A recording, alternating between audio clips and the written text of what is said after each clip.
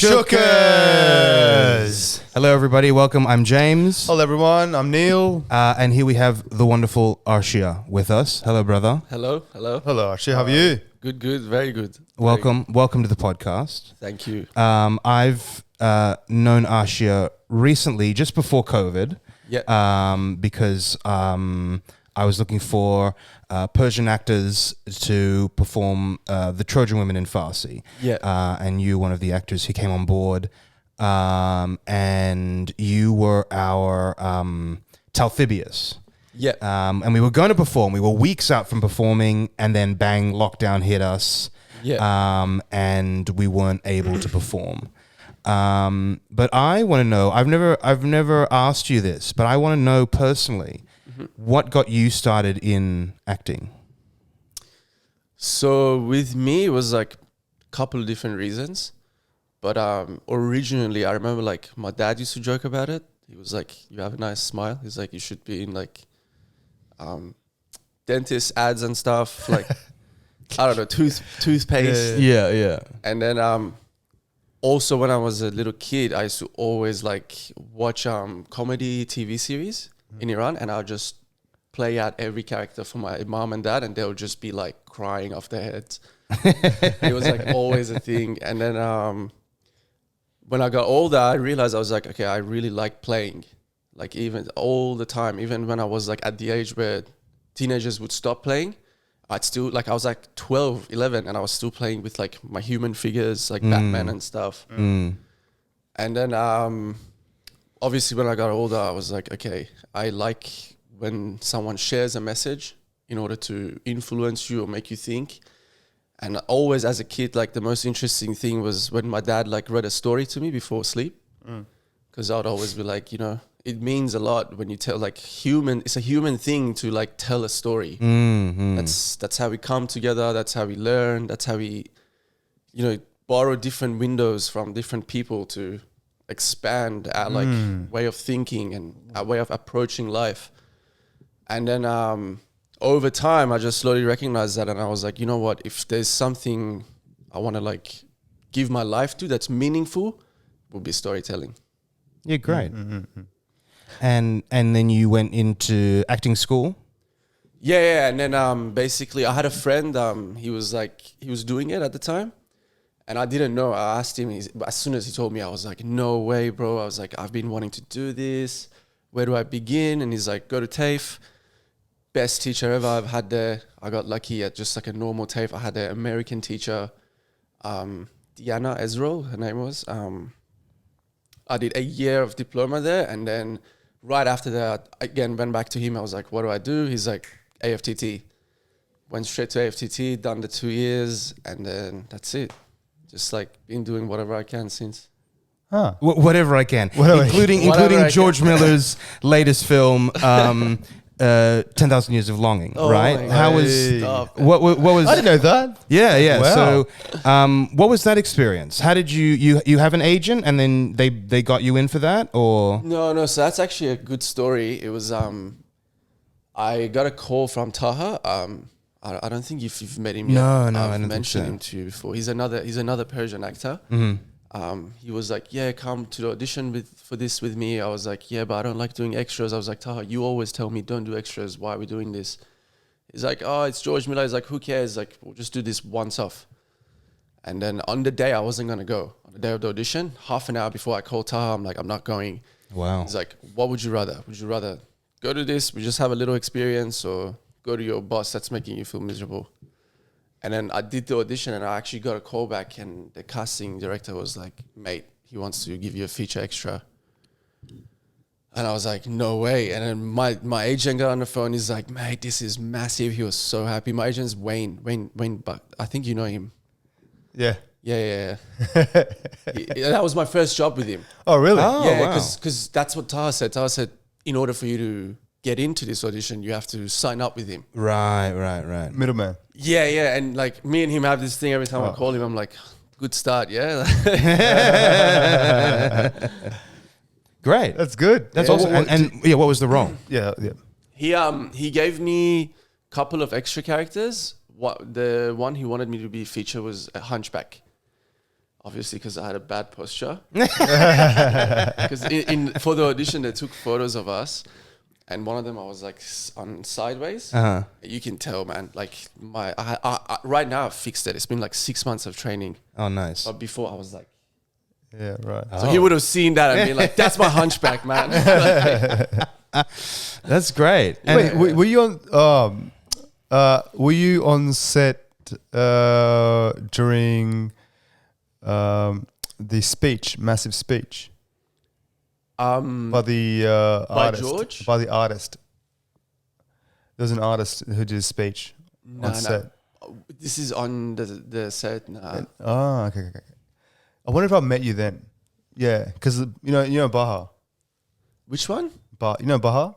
Baha, yeah. So he was on set, and I met him the first time. Yeah. Actually, I met him after a while. This is during COVID. Yeah, that was This is during during COVID. COVID. He was with me actually. Yeah. Baha was with me for one of the other ones. Yeah. So I remember seeing him after like a while. I'm like, oh my god. And then maybe you were there as well. Yeah, that's interesting. Oh, did you see me with him? Yeah. I'm pretty sure I did. But it was a while ago. Anyway, so all right. So how was your experience then? You loved it, right? Yeah, it was amazing, man. Like you see a film with that budget, it's like you don't see that normally. So it was like a really decent experience just to see like that many people working with that many extras.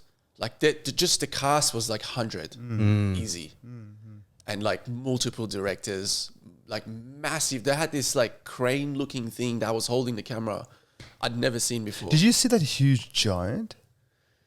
There's a character. No, the Idris Elba. No. He played. There was another giant. There was as a character. I'm pretty sure, like it was crazy seeing there's so many people on extras, like many people. Yeah. I don't. Not that I remember. Maybe. Yeah. Not that I remember. Thank you. You're welcome. Thank you. James is tell us the story about you and I forget I'm tall, man. tell us the story about you and Baha going to the the finding George Miller's like secret food stash. Oh yeah. We ate his muffin. Tell us the story. We just say this because it's funnier. Yeah. But, we just went to the wrong catering section. Yeah. It was like for the team. And then, what do you know? The head chef is Persian, falls in love with us. He's like pulling up chairs for us. He's like, mate, we're like having these muffins. We don't know at this point because he didn't know either. He thought we're just like top stars or something. Yeah, right. Yeah. And then afterwards, we found out we're just laughing. We're like, oh, we ate George Miller's muffin. Dude, they're never gonna employ another Persian caterer again now because of this.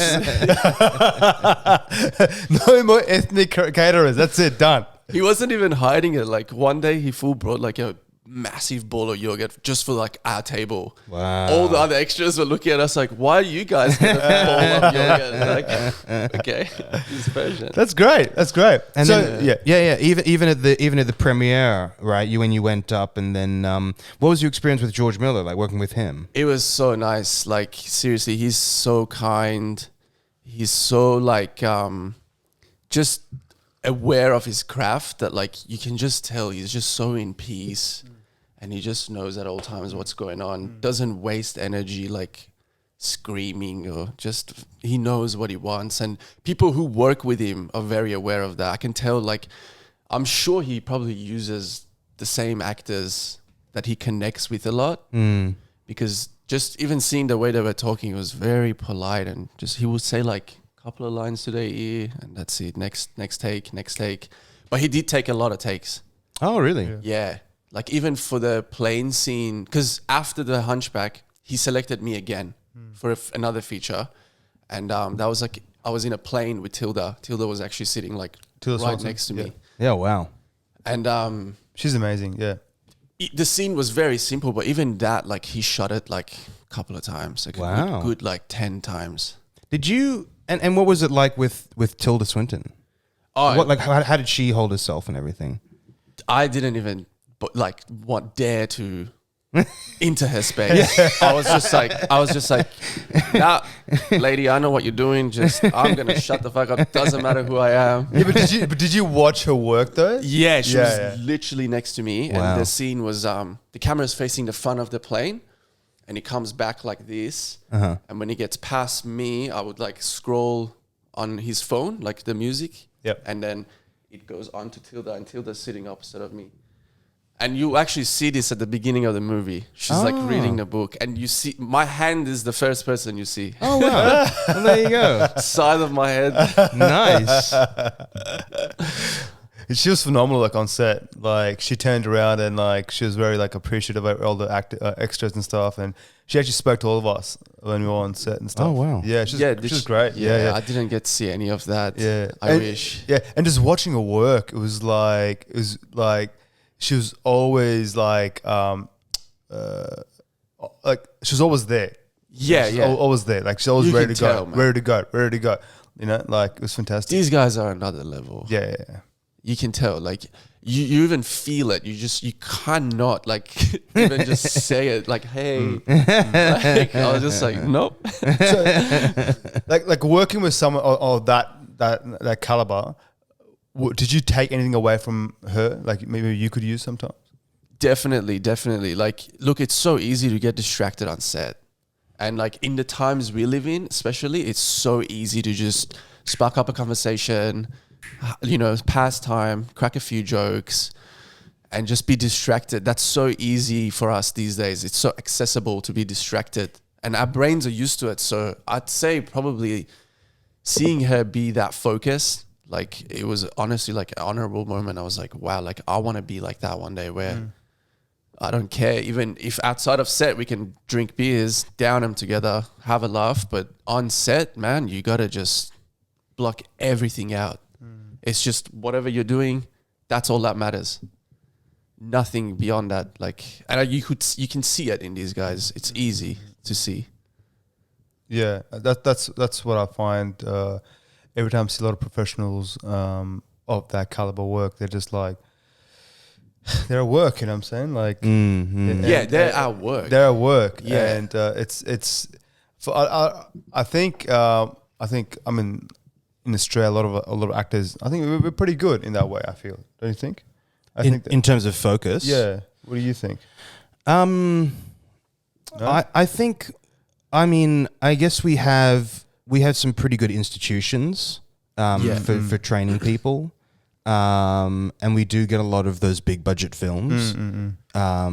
So we do have a fair bit of that experience. Yeah. You know, I think I know what you mean. Like meaning. Because we haven't had that much experience in that space, we haven't learned how to be, like how to play in that space all the time. Yeah, I mean, like for our population size, like how much we've done. But I wonder also, like, on film sets when it's not as like when you've done, say, short films and stuff, where the atmosphere is more casual and fun and more experimental. I mean, that's also its own kind of beast, isn't it? You know? Tell us about your experiences on like smaller sets like that, smaller indie sets. Look, they're good because like, you can take bigger risks because you don't have that many people watching you or, people that and normally when you do stuff like that, I feel like, especially for me, is I know them. So I've got a personal relationship with them. They're usually close friends, college students.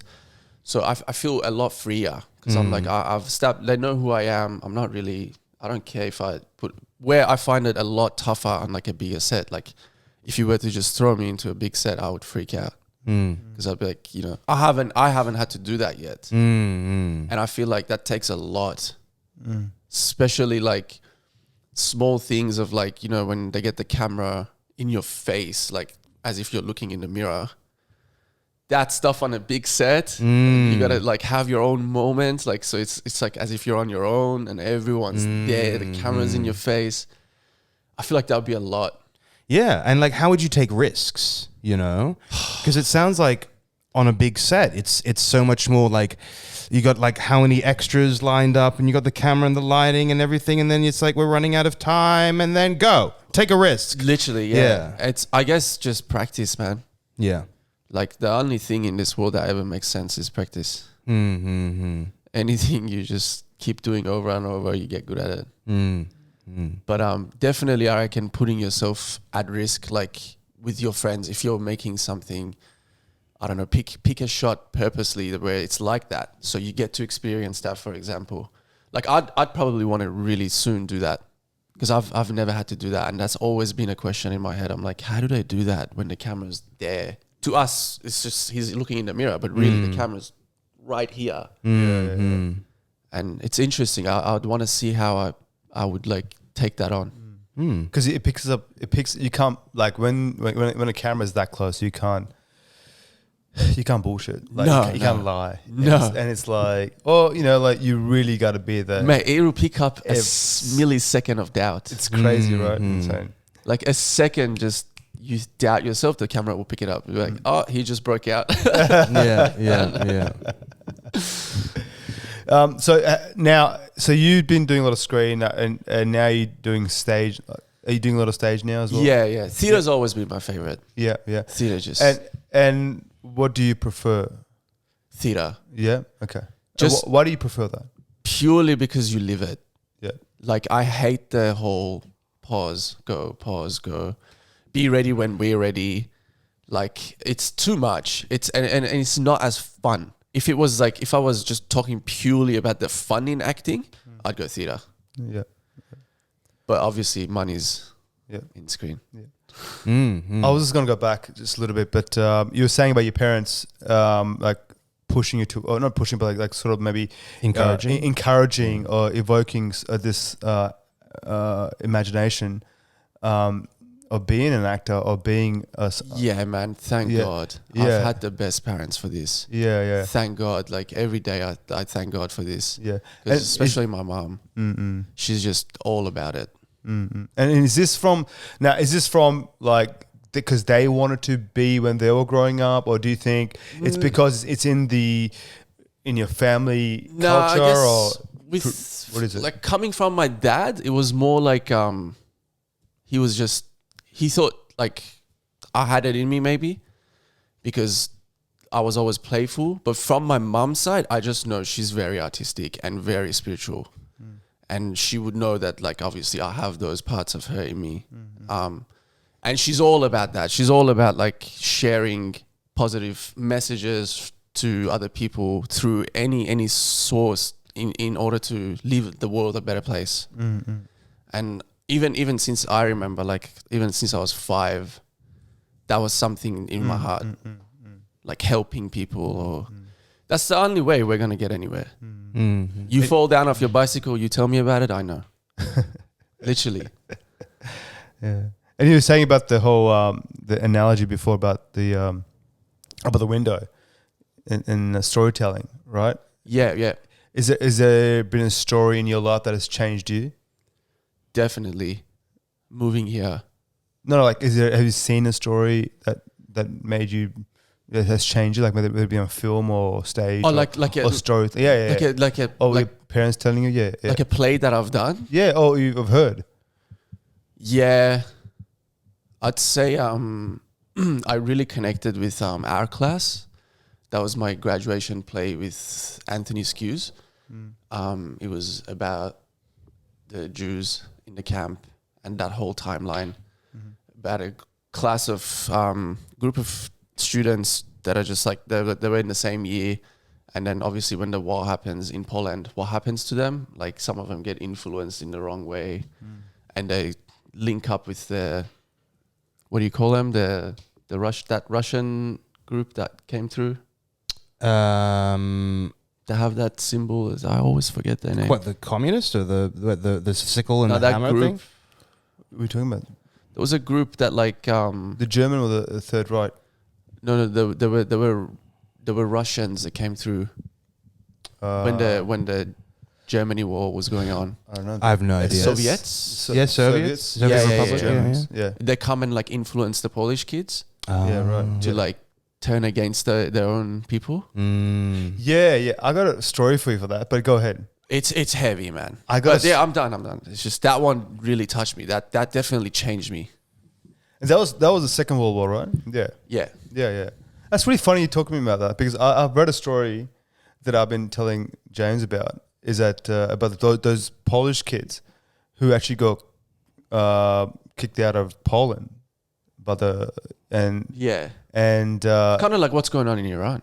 Yeah. But except, so what ended up happening to these kids? They end up going to to Iran to find a place, and then they got kicked out of Iran. They were doing that out in Iran, and then they went to India, and they went to Mumbai, the Bay, and they weren't allowed in. But at that time, India was under British rule, and the British were giving Indian kings, the Rajas, like salaries. Right. Yeah. So one of the kings in India decided to adopt his kids. I think there's like 200 kids. Wow. 200 kids and then he adopted his kids, and basically he made an area that looked like Poland in India. Really? And educated them with Polish, bought them made Polish clothes for them, did Polish festivals and all that. Wow. Yeah. That's insane. And apparently one of them ended up becoming the Prime Minister of Poland. Huh. Wow. Did I tell you this? No. Okay. This is hectic. Yeah. History, man. Yeah. So it's in my state actually. Right. So this kids basically lived there for I think 3 years, 4 years, and then after the war was done, they obviously were sent back. Yeah. Wow. That's interesting. That's random. Intersection of Poland and India. Yeah. It's weird because you It's mentioned so that, weird. and because I read this a few years ago, and I've been sort of researching stuff, right? And as soon as you told me that, I'm like, oh, something makes sense here. Yeah. That story was pretty yeah. touchy. What was your experience performing that? Because you who did you play in that? I was playing Jakub Katz. I always get these characters, man, I swear. He was like the kindest one. He was like the one that was trying to get them all together and not lose that like community and friendship. And he ended up dying first. Yeah, wow. Always. I'm always that guy, man. And did you have a process for how you got into that character? Yeah, I had a big process, but I did do something wrong and I learned something big there, which I could share with you guys if you like. Please, please, this is the platform for it. One thing I remember, one thing I remember at college, they always told us, they were like, never use a fresh memory. Don't use something fresh. That is true. Oh, geez. Or method acting. That's true. And I took that for granted. Oh, no. Actually, not like I took that for granted. I was kind of like, I just did it. Yeah. I was in a bad headspace. Something terrible happened to me like a week before I lost my uncle. Oh, wow. Yeah. A week before we went on. Wow. And then stupid me used that pain throughout the show. And I couldn't stop. The show would finish and I'm just still crying for like 3 hours on the way home. I'd like wake up at Hornsby on the train and I'll go straight into crying, like full panic mode. And then after that I was like, never again. Like you have learned your lesson. You can't do that because that's just not healthy for you. How do you not? It takes technique, but You got to do it, but it can't be fresh. Yeah. It can't be. If you haven't dealt with it, then you don't have control over it. So when you're using it, it'll just go like it'll be chaos because you haven't made sense of that pain yet. Yeah. How would you? I guess that's why they say it because once you've made sense of it, then you can just use it as a tool and be like, okay, like whatever, and then throw it out. If you did it again, how would you approach it? I would probably not think about something that's just happened to me. Yeah, right. Yeah. And I used it in like a really toxic way, like the worst way I could have used it. Wow. Because imagination is just so strong, especially when you're on stage and you're suspending your disbelief and letting it run wild. Like it can just like peak at like points where it's not meant to. You know, like you're on stage, you're still acting at the end of the day. You can't, if you're hurting yourself, that's not good. You need to always be in control. And how did you recover? It was bad. It took like a while. It was like 2-3 weeks. Oh, and it was a lot because it was my graduation show too. So I was depressed. College was over. Had nothing to work on, and just been through that. It was a whole lot. That was probably one of the times I've been very depressed. It's interesting.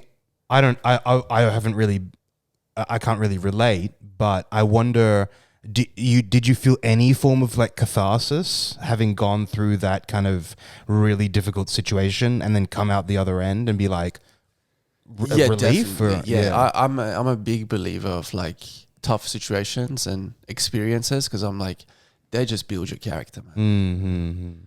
Like, for example, what's his name? I don't know if he's a bit. People don't really rate him, but like they don't really talk about him. Tom Hanks? No. Just joking. You know the guy in Sicario. I love him. What's his name? Benicio del Toro. Del Toro. Yeah. Benicio del Toro. Yeah. I love him. Man, you look at his face, it just speaks for itself. Yeah. What do you mean? I love him. He can just sit in silence, and his face, you can tell the character's been through a lot. I love that stuff. Yeah. Absolutely.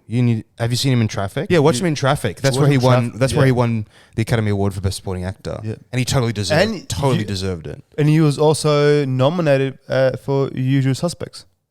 Oh, yeah, I guess so. I'm pretty sure. He probably was. Yeah. And you know what his first film was? What? You wouldn't believe it. James Bond. Oh, really? As the bad guy in James Bond? Have you seen him? No. He's so skinny. He looks so young. I've seen him. Way of a Gun. What? Way of a Gun. Way of a Gun. Oh, have you seen it? No. It's so cool. It's such a cool movie, and like no one's seen it. Yeah.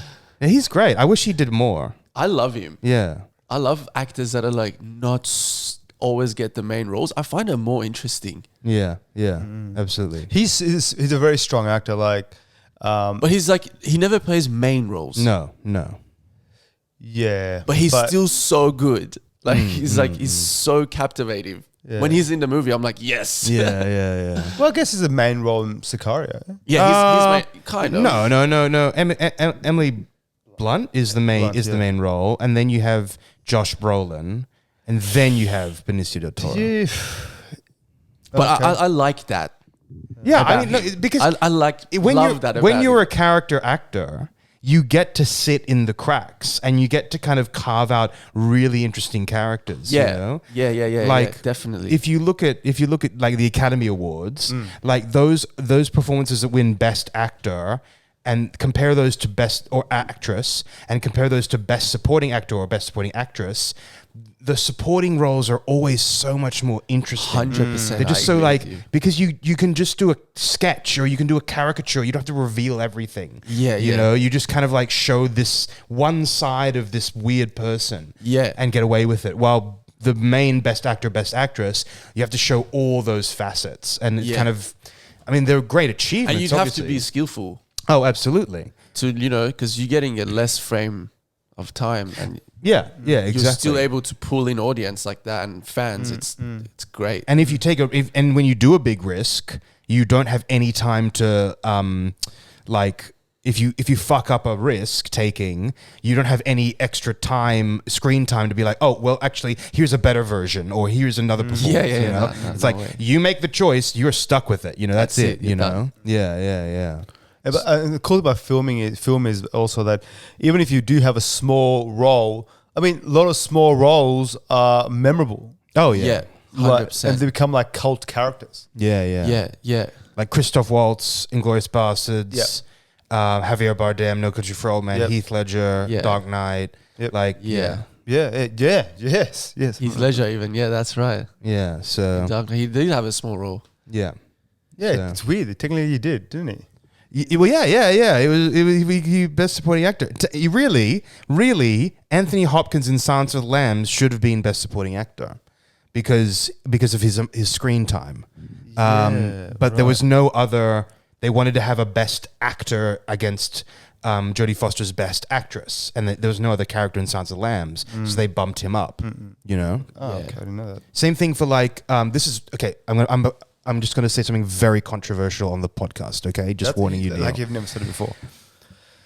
Marlon Brando in The Godfather should have been billed as Best Supporting Actor, and Al Pacino should have been billed as Best Actor. 100%. Come at me. 100%. I agree. Yeah. 100%. I can see that. A lot of actors deserved it, and they didn't get it. Yeah, but it's just studio. Johnny Depp doesn't have one. Yeah, Johnny Depp. Yeah. Why? Anyone who's seen Edward Scissorhands should have just given it to him straight away. It was nominated. I mean, it wasn't his best performance, but geez, he blew me. Not that I'm in Willy Wonka, but when I saw him in Willy Wonka, I'm like, that's not Johnny Depp. That's some weird guy. You know, it's just like, what? He's just worthy. Yeah, he's just worthy. They're going to give him a shitty lifetime achievement. They're just gonna thanks. They're going to give him an honorary one. Yeah, an honorary one. No, he was awesome in Black Mass. Have you seen Black Mass? Oh no! Ah man, like no one else liked it, but I loved it. I loved his performance in Black Mass. He was scary. Black Mask. Yeah. I want to see the one. I had a feeling. I was like, I watch a lot of movies, but I was like, I bet you that every movie they're gonna drop today, I haven't seen. Okay, this one I think neither of you know about, but I don't know. It had Mark Rylance in it, and they're like out in the desert, and like Johnny Depp plays a supporting character who's really weird and creepy, and he has like just like those black round sunglasses, and it's like set in like. It's not set in contemporary times. It's set back in like colonist Britain times. And like Johnny Depp has come in he's like essentially the bad guy. He's come in to interrogate like Mark Rylance, who's like the head of this outpost in the middle of the desert. Is he bald? No, I don't think he is. Anyway, I haven't seen it, but it looked really cool. Just look up Mark Rylance and Johnny Depp. I can guarantee it's the only film they've been together in. But yeah, but I love Fear and Loathing. Oh, Fear and Loathing, yeah. Benicio del Toro. We've come full circle. And Brad Pitt, right? What? In Fear and Loathing? Yeah. Benicio. Brad Pitt and... it's Benicio. It's Benicio del Toro. Sorry, Del Toro and Johnny Depp. Yeah. That's actually how I got to know Benicio. And I fell in love with him. He's so great. Straight away, I was like, so funny. Who is this guy? I was like, I want to be this guy. Yeah. Well, we've come full circle. I think the next step is to talk about something that we wanted to talk about. There's obviously incredibly important to you as an Iranian person, but and something that we've been talking about recently with Cheyenne and Della. So, we talk to us about, because I really want to talk about storytelling. Because you talk about storytelling and you talk about opening up windows to see other people's stories, and it's about empathy. Yeah. How does that all relate to what's going on in Iran right now? Oh man. Yeah. Big topic. Honestly, like I just feel like for us being here, we just need to do whatever we can. For all these years, we didn't kind of do it as well as we're doing it now. But now it's beyond that point. It's gotten to a really bad point where we just genuinely need to make everyone aware of it. Right. Make everyone aware. Aware of what is. We cannot stay quiet anymore and silent and just, go with this thing they've created about Middle East that, just, fuck it, whatever. It's in Middle East. Yeah. Doesn't matter. We need to get rid of that. It's got to all come to an end. What can we do as storytellers to help this? Honestly, use our English. English is like how we get the information across the world because everyone's speaking it now. So just as much as you can, if you see something connects with you and you feel that sympathy with it, video, whatever it is, share it. Let people know. It's heartbreaking, man. Even to this day, I was thinking about this last week. I always run into people because I do security, where they'll be like, oh, like, who are you? Where are you from? And then like all these years I've been here, they still don't know we speak Farsi. We've got our own language. People just don't know nothing about us. They think you speak Arabic. Literally. And it's so heartbreaking. Like every time I speak to someone, I'm like, you guys really don't know anything? Like even right now, what's going on? Because the news that's popping out now, it's just insane. Like, and it's just sad, you know, because we should as people realize that if we don't come together now, if we don't unite as people and realize that we have the power over governments, it's game over, man. We're at that time now. It's like if we stay silent any longer, it's finished for everyone. And the thing that's giving me hope, that's keeping me like positive, is I can see that's happening. And for the first time, I can see social media being a good use. And I'm like, you know what? Apart from all the shitty things the social media has got, it's got this. We're connecting, we're letting people know, because they're not even letting news get out of there. So when we find something out, it's Instagram. And then from the people that we've talked to and being in the rallies and stuff like that, how important it is for people in Iran right now to be told these stories of people around the world supporting them. Yeah. They need to. I want like everyone from Iran that's fighting this war to know that we haven't just forgot about them. We're not just, you know, doing our own thing and going on about our own lives. It's not like that. We're all heartbroken. We are all thinking nonstop, overthinking all day. Like even just today, I was talking to my mom. She's like, I feel sick. Every morning. I'm like, at night, I'm like, okay, the next 2 days, I'm not going to look at any more news. She's like, as soon as I wake up, I can't help myself. First thing I do, go find more news, break my own heart more. We're all going through it, you know, and especially Iranians, they're very like filled with pride and honor towards their land. And seeing us go through this is just so sad. I got a question. I've got a question for you. So, like, I spoke to a person last week, week before, and he was Iranian as well. Now, I want to ask you: are there people in the community who object to what you guys are trying to do? And what is the objection? Is there anyone trying to speak up about this? Saying that don't worry about. Don't do the protesting and don't fight for the independence. Obviously, the ones that are with them, because they get money from them. Yeah. Whoever obviously agrees with from the regime. From the regime. Yeah. Would obviously be saying otherwise. In Australia? Probably. I wouldn't be surprised, man. Yeah. Yesterday, we actually reported one of them. We found his Instagram page. Just reported it. We got it banned. 24 hours. Oh, wow. Go the people. I love you guys. Wow. Yeah, as soon as like people just sending me, block this, send it out, getting blocked. Because man, these guys they're not even honest with themselves, you know? They taking like people's blood onto the table and feeding their own families, and they think it's okay. It's really disgusting. I don't understand why would a person do that. Money, man, because they part of them, so they take care of them. You know? And that's the big argument right now, which is coming to top of the surface. Is these guys, they tell the people of Iran to like, this is how you need to live, but they themselves do the opposite. And you can't hide now in this time and age. You know, like there's a group of Iranian students that hunt these guys down on Instagram, like hunt their kids down, like find their pages and stuff. Yeah. Man, the same guy that's like on TV saying, wear hijab, don't do this, don't go to parties, no guy should hear you laughing, it's haram, haram, haram. The same guy, his daughter's in Europe in a pool party, half naked. Wow. Yeah. It's just like disgusting. It's done. It's enough. 43 years, man. Like lying, controlling people. And it's the thing that stands out for me, which I'm ashamed of, honestly, as an Iranian, is how they're making the look for the name of Islam.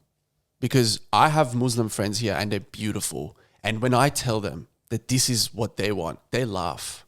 They go, that's everything the opposite of Islam.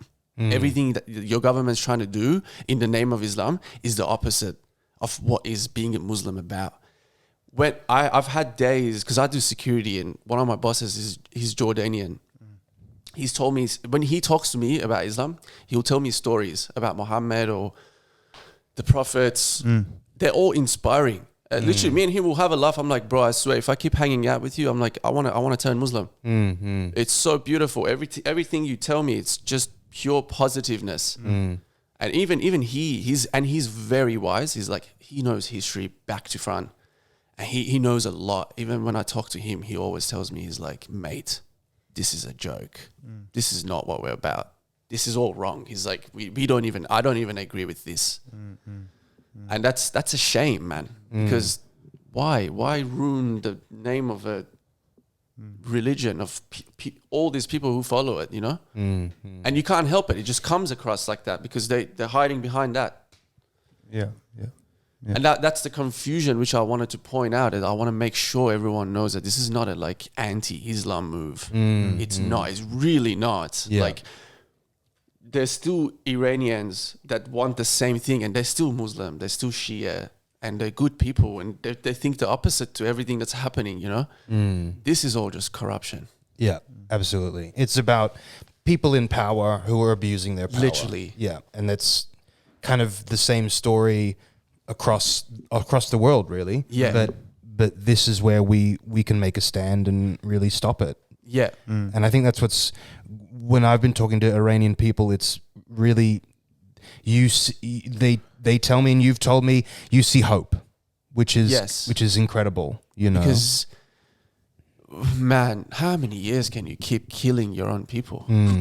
Every 2 years, this has been the story, you know. This happens, but no one would talk about it. Before it would happen, it would get a little peak, people would protest, they'll kill another person, everyone will go back in, scared. Again. Now it's like, mate, what is this? Every year you want to do this. 43 years, every year your cops come out, shoot someone. Everyone gets angry. This time we're like, we're done. That's it. It's enough. Yeah, like I think it comes to a time where you push the people as far as enough where people think that, man, you do what you want. I'll die for this now. They're done. Yeah, they're at that point now. Yeah. Even I feel that now. Like, I feel like if I was there right now, I'd probably be dead. I would have been front line. And I think at least what here we can do for those who aren't in Iran is share those stories, is to like those posts, share those videos so that people become aware. Yeah. And especially what we can do in Australia, at least for our own government, is to cut those ties with the regime. Yeah, that's the big thing. Look, the reason why I didn't mention that is because I'm not very well spoken in that field, but I remember in the podcast you did with Shayan, he mentioned it. That's the big part. Yeah. That's the part that it's what we can do. I'm happy that I know that they're aware of it, people like Shayan and stuff, because I know they're going to chase it up for us. We don't need like everyone to chase it up. Sure. But the fact that this is coming on top like this, it's really good. We need to just keep bringing it more on top. We can't let it go. Mate, they're killing kids. Like it was on Friday. I cried the whole way in the car to work. Yeah, wow. Killed a 9-year-old kid. And now his dad is actually recovering in hospital and he doesn't know. Oh, wow. They can't tell him yet because he has another operation to take the bullet out of his dad. And they told his dad, your wife and your kid are going to come after you're done. Wow. That's big, man. Yeah, absolutely. But I think what's interesting is that these stories of just a single person. This is just one person. Yeah. But they hit the heart so much more than numbers. And I think this comes back to you about storytelling, is like how important storytelling is in order to change people, in order to make them make life better for all of humanity. Even like right now we're doing it. Yeah. We're able to connect by just sharing. It's really important. We don't let this slide. Absolutely. Well, dude, thank you so much for coming on board. Thank you. Yeah. Thank you for having me. Very deep and meaningful, but also funny. This is great. This is really nice. Yeah. Thanks, guys. I'm happy you came on and shared your story with us, and we'll keep doing as much as we can. In the podcast, try to do what we can. No worries. And wish you all the best on your journey. Thank you. As an Thank actor. you so much. Chukkas for all your Thanks for future having me over. projects. Yeah. And Thank you, guys. and probably see you on set soon. Come to Stolen Giraffe next year. I'm in it. Great. Oh, great. I'll let you guys know. Oh, yeah. Please yeah, do, yeah, please yeah. do. We'll come for sure. Okay. Thank you. All right, guys. Thank you, thanks guys. so much. Jeez. Thanks for listening. Thanks for listening, and we'll see you next one. All right. Bye-bye. Bye.